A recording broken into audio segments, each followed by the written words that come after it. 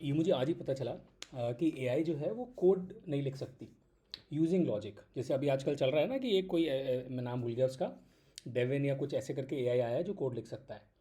तो मुझे हमेशा से लगता था कि जैसे कंप्यूटर्स चेस खेल सकते हैं और चेस में बीट कर सकते हैं सबसे बेस्ट ह्यूमन बीइंग को भी, क्योंकि वो लॉजिकल है, रूल बेस्ड है, तो ऐसे ही कोडिंग भी बिल्कुल लॉजिकल है, रूल बेस्ड है। तो यहाँ पर एआई को एज होगा ह्यूमन बींग्स के ऊपर, क्योंकि रूल बेस्ड है, लॉजिकल है।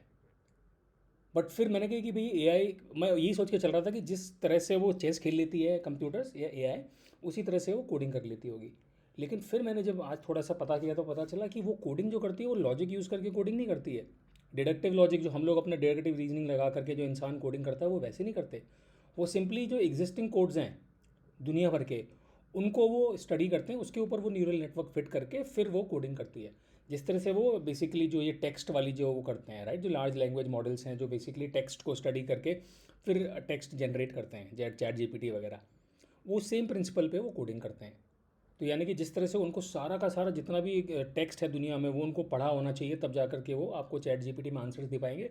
इसी तरह से कोडिंग का आंसर वो तब दे पाएंगे जब उन्होंने उस तरह के रिलेटेड कोड्स पढ़ रखे हों।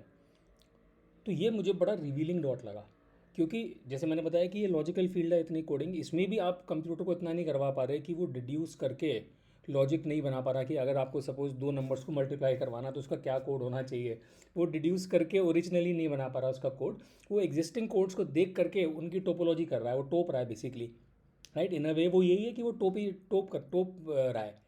तो ये मुझे फिर बड़ा लिमिटिंग, एक रिवीलिंग डॉट लगा और एक लिमिटिंग फैक्टर लगा एआई का। और मुझे ये लगा कि बहुत ही बड़ा टॉल क्लेम है कि रे कुर्जवील, एलोन मस्क ये सब बोल रहे हैं कि ह्यूमन बींग्स के बराबर हो जाएगा एआई, जब वो डिडक्टिव रीजनिंग नहीं कर, वो बेसिकली इंडक्टिव रीजनिंग कर रहा है। ये जो रीजनिंग है ना, ये इंडक्टिव रीजनिंग है कि खूब सारा डेटा है उसके ऊपर फिट कर दिया, जैसे स्टैटिस्टिक्स में होता है या रिग्रेशंस में होता है या न्यूरल नेटवर्क्स में जिस तरह से होता है।